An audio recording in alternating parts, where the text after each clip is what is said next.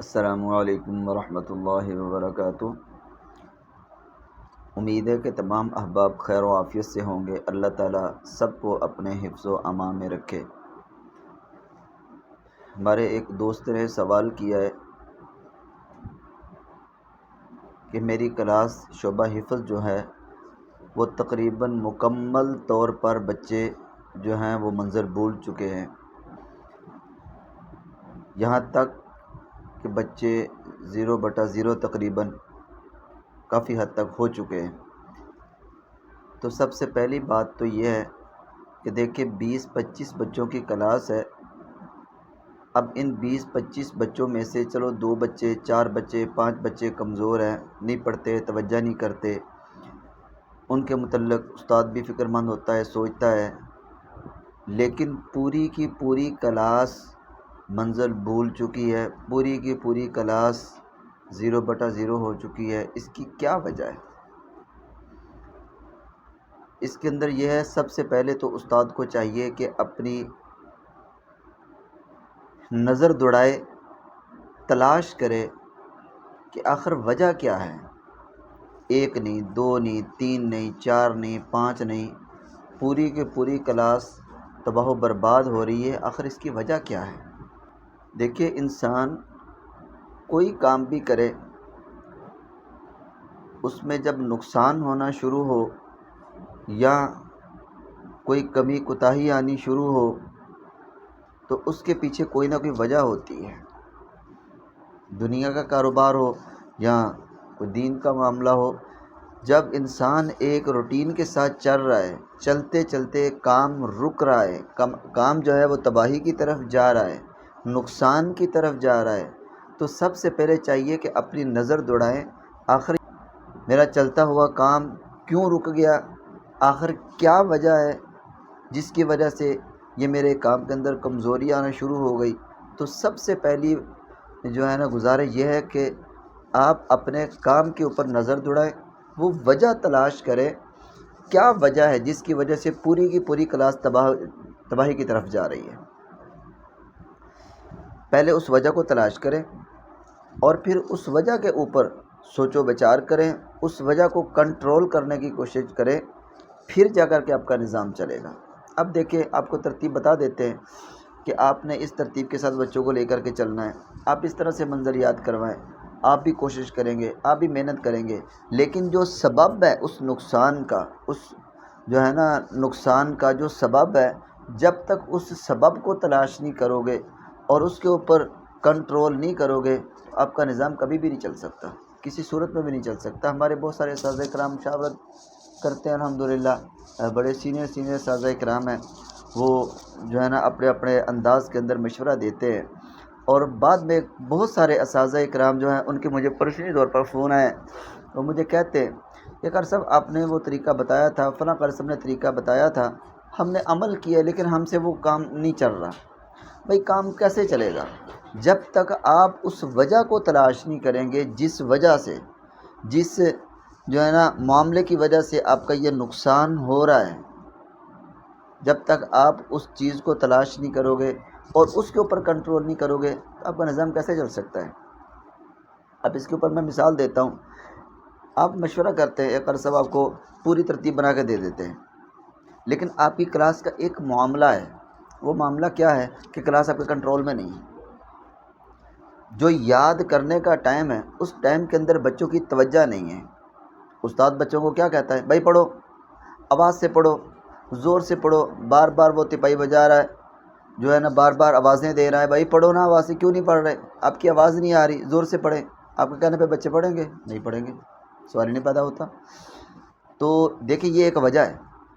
اب اس کے اوپر آپ جتنی مرضی ترتیب بنا لیں، اس کے اوپر آپ جتنی مرضی کوشش کر لیں، اس کے اوپر آپ جتنی مرضی جو ہے نا رہنمائی لے لیں، جب تک آپ اس وجہ کو کنٹرول نہیں کرو گے تب تک آپ کا نظام بہتر نہیں ہوگا۔ پہلی بات تو یہ ہوگی۔ اور اس کے بعد عام طور پر شعبہ حفظ کے اندر جو وجوہات پیدا ہوتی ہیں جن کی وجہ سے شعبہ حفظ کمزور ہونا شروع ہو جاتا ہے، بچوں کی منزلیں بھولنا شروع ہو جاتی ہیں، اس کے اندر جو میرے سامنے جو چیزیں آتی ہیں یا آئی ہیں جو میرے اپنے تجربات میں ہے وہ یہ ہے، سب سے پہلی چیز تو یہ ہے کہ جب استاد اپنی توجہ کم کرے گا کلاس کمزور ہونا شروع ہو جائے گی۔ اب استاد کہتا ہے جی میں سبق سنتا ہوں، میں سب کی سنتا ہوں، میں منزل سنتا ہوں، ٹھیک ہے قاری صاحب آپ نے سبق بھی سنا، سب کی بھی سنی، منزل بھی سنی، لیکن جو یاد کرنے کا ٹائم تھا اس ٹائم کے اندر آپ اپنے کام کے اندر مصروف رہیں، بچوں نے توجہ سے نہیں پڑھا۔ پہلی وجہ تو یہ ہے۔ اور اس کے بعد جب استاد کی توجہ کم ہوگی تو بچوں کی توجہ بھی نہیں رہے گی، جب بچوں کی توجہ بھی نہیں رہے گی تو یاد کیسے ہوگا؟ منزل بھولے گی، جب منزل یاد نہیں ہوگی تو پھر دوسرے دن آپ بچوں کی جوڑیاں لگائیں گے، کچھ کی آپ سنیں گے، اور زیادہ تر اساتذہ خود نہیں سنتے منزلیں، بچوں کی ذمہ لگا دیتے ہیں، جوڑیاں لگا دیتے ہیں، یا کسی کو بلا لیا کبھی نہ آئی تو کہہ دیا جاؤ بھائی جا کے یاد کرو، بھائی یہاں اس حد تک ہوتا ہے۔ تو بھائی پہلی گزارش یہ ہے کہ سب سے پہلے تو استاد کی توجہ کا کلاس میں ہونا بہت ضروری ہے۔ قاری صاحب اپنی پوری توجہ کریں، اپنی جتنی بھی مصروفیات ہیں وہ کلاس سے باہر جو ہے نا ان کو نمٹائیں، جو بھی کام کاج کرنے ہیں چھٹی کے ٹائم میں نمٹائیں۔ کوشش کریں کہ دوران کلاس جو کلاس کا ٹائم ہے اس ٹائم کے اندر آپ کی پوری توجہ کلاس کے اندر ہو، اور آپ کی نظر بچوں کے اوپر ہونی چاہیے، بچوں کی ایک ایک ادا کے اوپر ہونی چاہیے، اور بچوں کے اوپر آپ کی گرفت مکمل طور پر مضبوط ہونی چاہیے، پھر آپ کامیاب ہوں گے۔ اور اس کے ساتھ جیسا کہ آپ نے اپنی توجہ کرنی ہے اسی طرح سے بچوں کی توجہ کروانی ہے۔ اب دیکھیں آپ تو توجہ کے ساتھ بیٹھیں گے، بچوں کو جو ہے نا کہیں گے، نگرانی کریں گے، لیکن آگے سے بچے توجہ نہیں کریں گے تو یاد کیسے ہوگا؟ نہیں ہوگا، منظر بھولے گی۔ تو اس کے اندر یہ ہے کہ آپ بچوں کے اوپر نگرانی کریں۔ سب سے پہلے تو اپنی ایک ترتیب بنائیں، اپنا ایک نظم بنائیں، منزل یاد کرنے کا سب سے پہلے بچوں کو طریقہ بتائیں کہ منزل یاد کرنے کا طریقہ کیا ہے، اور اس کے ساتھ بچوں کی پھر ترتیب بنائیں، اتنے ٹائم کے اندر آپ نے اتنی منزل یاد کرنی ہے۔ مثال کے طور پر بچے کا ایک پارہ ہے، اب آپ کے پاس منزل یاد کرنے کے لیے 1.5 گھنٹہ ہے، اب 1.5 گھنٹے کے 4 پاؤں پہ تقسیم کر دیں، کتنا ٹائم بنے گا؟ 20 منٹ بنتے ہیں یا 25 منٹ بنتے ہیں، جتنا بھی ٹائم بنتا ہے آپ ایک پاؤں کے لیے بچے کو وہ ٹائم دیں، ٹھیک ہے؟ اور 25 منٹ کے بعد بچے کو اگر منزل یاد نہیں ہے آپ بچے سے پوچھیں کہ بیٹا آپ کو منزل ایک پاؤ میں نے دی ہے، ایک پاؤ یاد نہیں ہوئی، آپ نے ایک پاؤ یاد کرنے کے بعد کھڑے ہو کے مجھے بتانا تھا، آپ نے بتایا نہیں ہے، کیا وجہ ہے؟ منزل 25 منٹ کے اندر پاؤ تو یاد ہو جانا چاہیے، تو مشکل تو نہیں ہے، پڑھی ہوئی منزل ہے آپ کی۔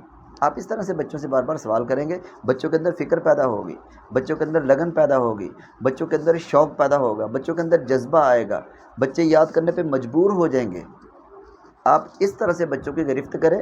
ہاں اس کے اندر ذرا یہ بھی آپ کی نظر ہونی چاہیے بچوں کے اوپر، کچھ بچے بیچارے زیادہ کمزور ہوتے ہیں، ٹھیک ہے؟ آپ ان کے اوپر اس طرح سے پریشر ڈالیں گے، اس طرح سے بار بار ان کو کہیں گے تو وہ کچی پکی یاد کرے کہیں گے جی ہمیں پاؤ یاد ہو گیا۔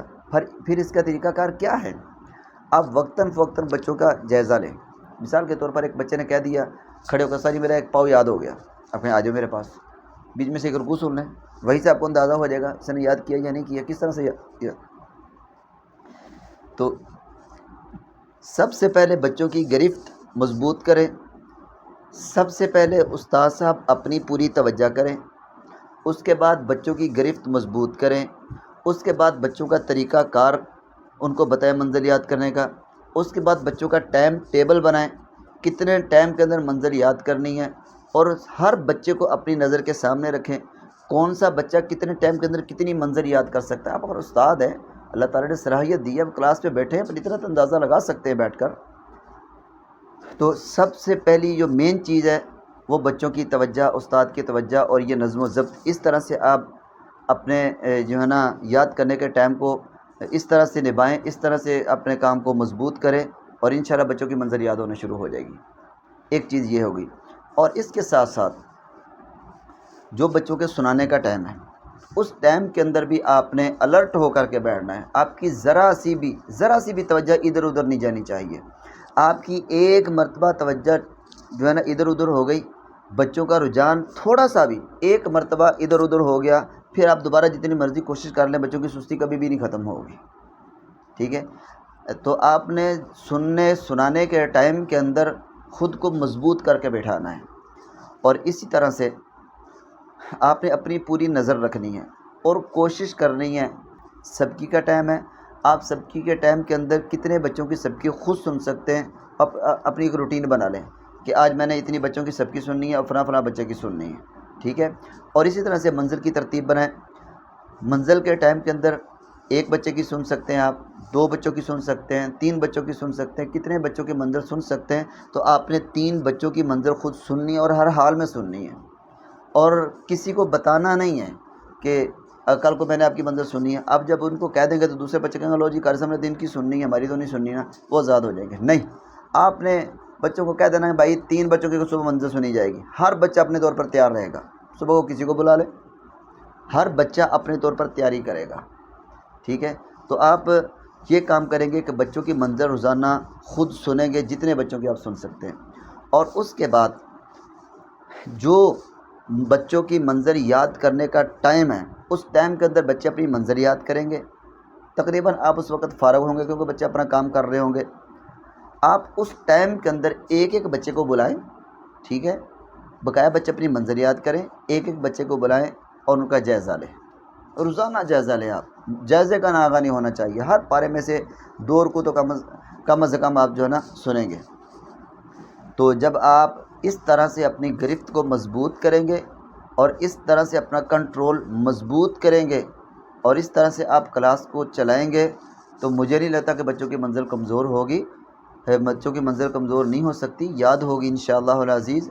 آپ اس تجربے کو ایک مرتبہ کر کے دیکھیں اور اس کے بعد انشاءاللہ آپ بچوں کا رزلٹ دیکھیے گا۔ جزاکم اللہ احسن الجزاء۔ السلام علیکم ورحمۃ اللہ وبرکاتہ۔